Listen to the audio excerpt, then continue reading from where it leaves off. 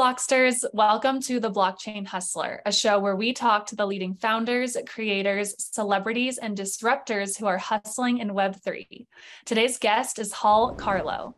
Hall is the Vice President and Head of Creative Strategy at Invisible North, the creative marketing agency behind the highly anticipated Ethereum Merge.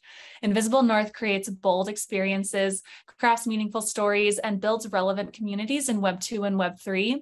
And Hall led the marketing campaign for Ethereum's biggest upgrade yet, the Merge, which was successfully executed on September 15th. With over 15 years of experience, Hall builds the integrated marketing landscape and ensures cultural significance and delivery of strategic business goals for his projects. Hall, thank you so much for joining us on the Blockchain Hustler today. Well, thank you for having me. It's great to be here. Yeah, I appreciate you being on. I'm really excited to dive into all the things that went behind the marketing of the Merge. But before we get into that, I'd love to hear about just your background and how you got into Web3.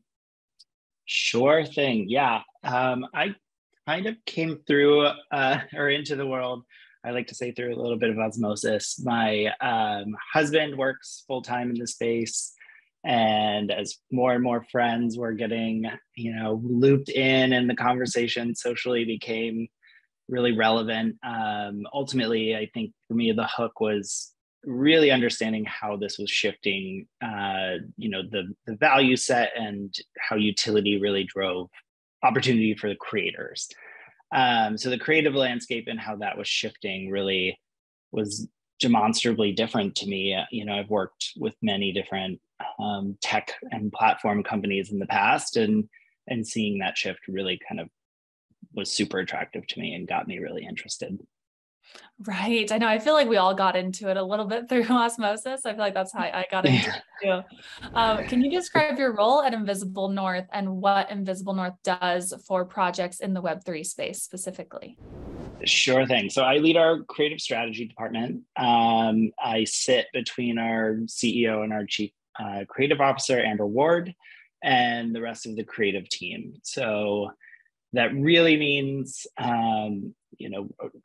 30,000 foot view again, and that big top-down strategic approach. My background is in strategy, storytelling, experiential. I've worked in-house with media companies and big ad agencies, smaller experiential shops.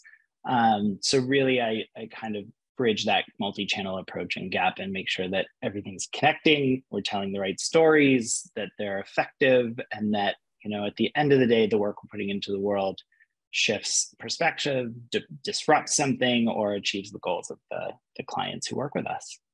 Right. Okay, that's wonderful. And obviously you led the marketing campaign for the Ethereum Merge, which all went down successfully when the platform switched out its energy-intensive proof of work consensus for an environmentally friendly proof of stake alternative. Can you tell us what the marketing for a pretty historic moment in Web3 like that entailed?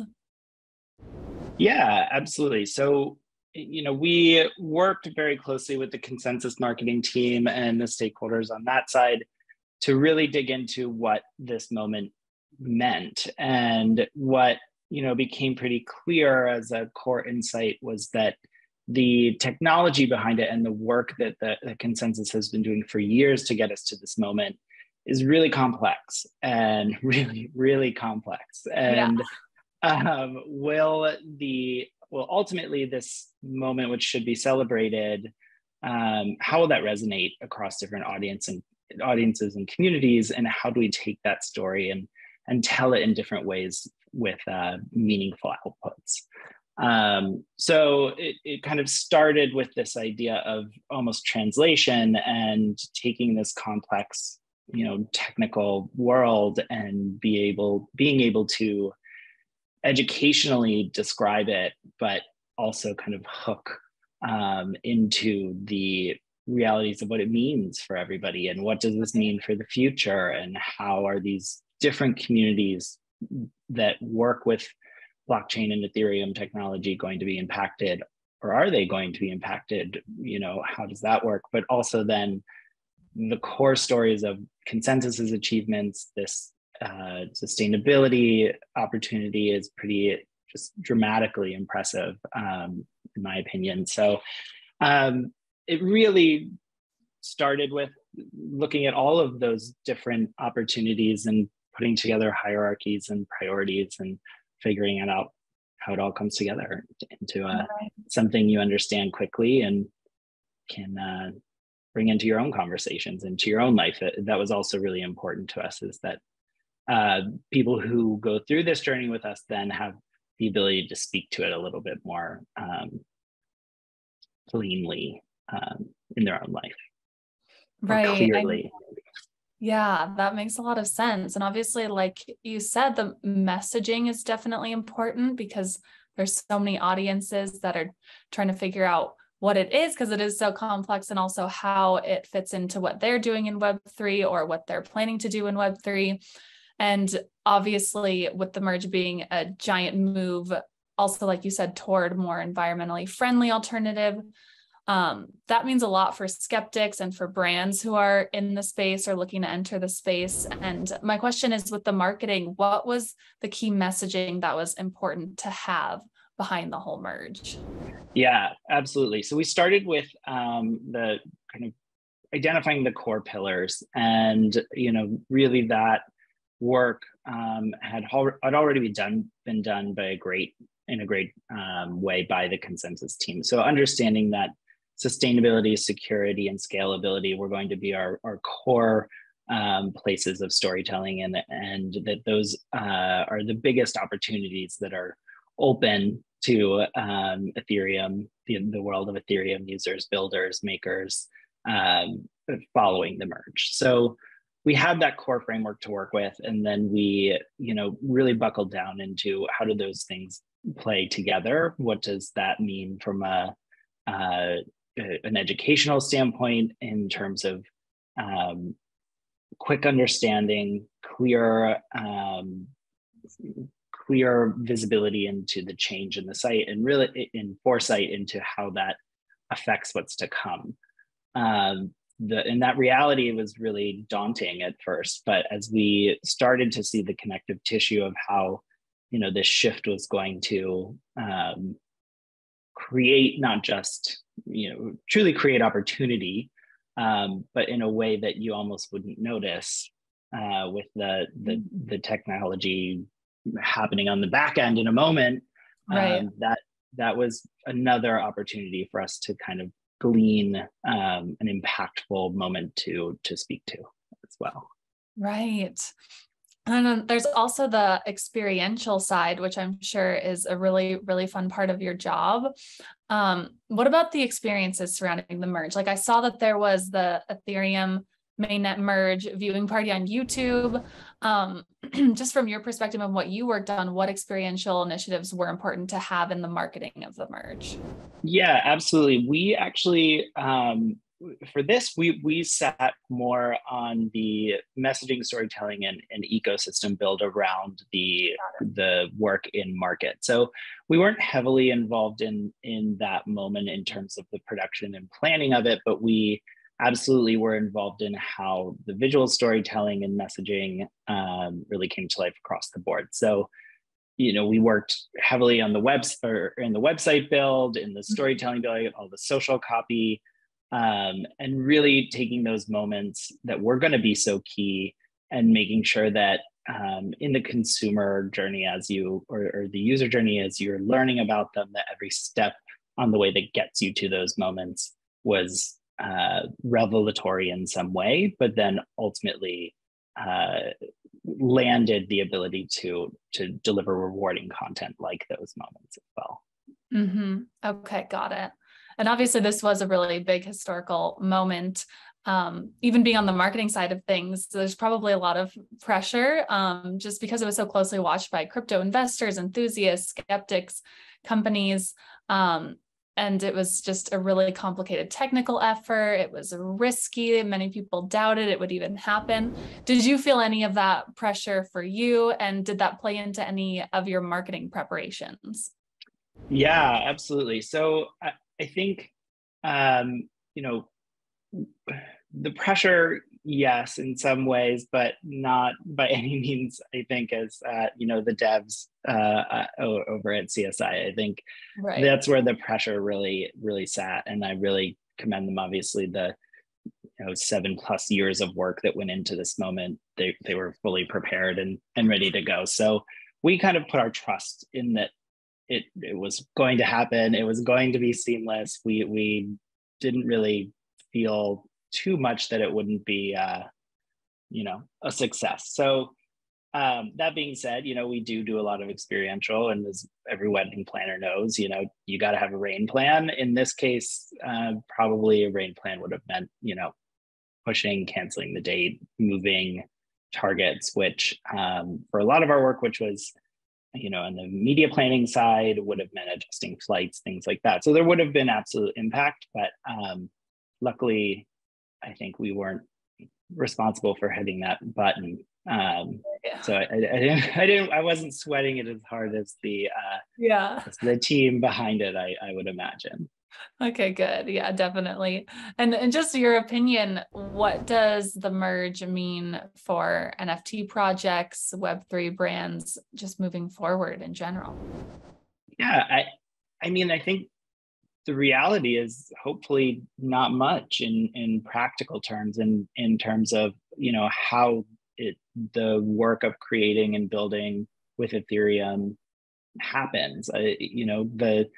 The analogy that's been used of, switching the engine on a car to an EV engine going 100 miles an hour down the freeway, I think is being used so much because it's so apt. And that seamless transition is really fundamental to how they orchestrated this. So that was a big part of how we wanted to use the messaging of this to showcase that this was a collective vision and a united vision going forward, and less of a kind of, you better adopt or start using or shift your user base or your user output, or the pressure of kind of like a product launch or a hype moment or a drop.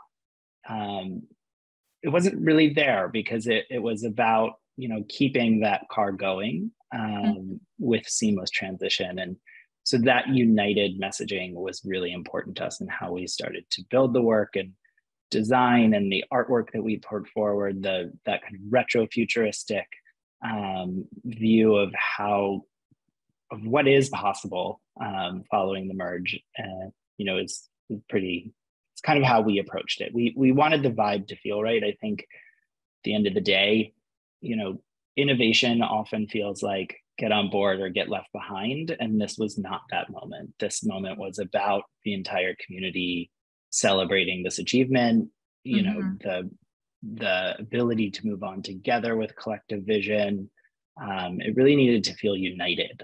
And I think that was really exciting as a creative challenge to be uniting and rather than divisive in the moment. Absolutely. Wow, that's really well said. And you're so right. I felt like I could feel that energy on Twitter, just people talking about it. And that's kind of what Web3 is about. It's like the inclusivity, like everyone's entering and trying to figure out. And yeah, I think you guys did a good job on that. Absolutely. And I think, that is the one big shift. I think the sustainability achievement, 99.95%, that really can't be understated. I don't think I'm not aware of any industry or company that has done the work to make that shift so dramatically and in such a moment. And so if you are building on Ethereum after the merge, you're inherently building a greener product. You're building greener already. So that impact shift trickles down, it moves outward and radiates out to the people who are making things in this on this chain. And I think that is pretty impactful. But the reality is you as the builder don't have to make that choice. It's there for you already, which is some pretty fantastic groundwork building, in my opinion. So true. That's incredible. And gosh, Invisible North has done some incredible projects, worked with some incredible brands. You guys are pushing the limits of possibility and connecting people in new frontiers. what are your predictions for just the future of marketing in Web3? Where do you think it's moving? Yeah, great question. I think I have so many, and they probably change day to day. We're moving fast. I mean, the notion that this is just the beginning, that resounding rally cry we hear, I truly believe in that. I think that ultimately marketing moves and shifts at the same rate as the internet. And my biggest prediction is probably that brands are going to get involved at a pretty rapid pace moving forward. Even those that are hesitant right now are soon going to see that this community, this world is shifting true behavior on the internet and in real life. And I think, a great example is 10 years ago, your grandmother probably didn't know what a post was, but now just you're getting a text that says, saw your post the other day, how lovely. That social media adoption is just almost universal now. Ultimately, consumers are going to be utilizing Web3 tools and behaviors and not even really know it or be aware of it as being different. And I think that adoption rate is going to be a lot faster than even the social media adoption rate. So I think it's coming, kind of the train's out of the station. And I think my prediction is get ready because it's going to be fast and quick and hopefully painless for everybody. Yeah, absolutely. Yeah, I think so too. I feel like we can all feel it, all the people in Web3, it's like just a matter of time. And what projects does Invisible North have coming up that you can talk about? And just, where can we follow you, keep up with everything you're up to, and Invisible North as well? Yeah, absolutely. So we have a lot. I think we're currently working with several different Web3 brands in the conference space, bringing their different projects to life in Web3 conferences. Both we've been, at NFT NYC, we were there with Coinbase. We launched the Coinbase NFT product in that at that space. We also are working with them in a lot of partnership activation and content production. We are working with brands like Polygon and Protocol Labs in terms of ongoing brand building efforts and looking forward at how the building blocks of tomorrow are starting today and what can we get into market now that can help kind of set the roadmap for that. So we also work outside of Web3, but for the sake of this conversation, I think those are some of the ones I'm most excited about. I'm really excited to be building relationships with these Web3 brands and looking at how brand building is different than product marketing and how the two can support each other, and the notion of is my product my brand, or do I need to challenge the traditional brand building exercise? Can that be disrupted? Does it need to be? Do traditional marketing channels work with Web3 nascent brands? These are all questions I'm having a lot of fun with our clients. Yeah, that's incredible. And it's wonderful that you are in Web2 and Web3 and bridging the gap between the both of them, and having brands in Web2 who will probably inevitably enter Web3. It's like you're already there at the forefront. So that's incredible. Yeah, absolutely. I do think that bridge is going to happen pretty quickly here. I think you already see it even with consumer brands and how they're, getting into this world and the metaverse. And I think as interoperability becomes more and more available and these things start to really cross-platform, we're going to just see, rocket ships take off with brand exercising here. Right. I know. Oh my gosh. I'm so excited to see what happens. Hall, it's been such a pleasure. Thank you so much for joining us on the Blockchain Hustler today. I really appreciate it. Absolutely. And you can check out all the work we're doing at invisiblenorth.com. And we're also on all the major socials under the same name. Perfect. Thank you so much. Thank you, Kaylee.